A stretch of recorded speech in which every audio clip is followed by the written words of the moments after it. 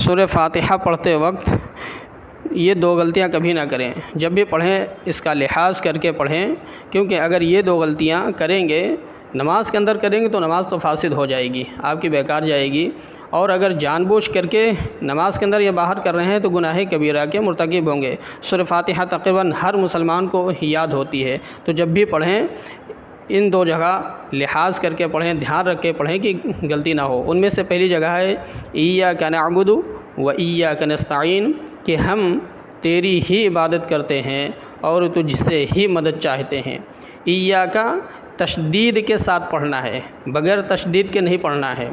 اور دوسری جگہ صراط الذین انعمت علیہم، یعنی اللہ سے بندہ درخواست کر رہا ہے کہ اے اللہ مجھے ان لوگوں کے راستے پر چلا جن پر تو نے انعام کیا۔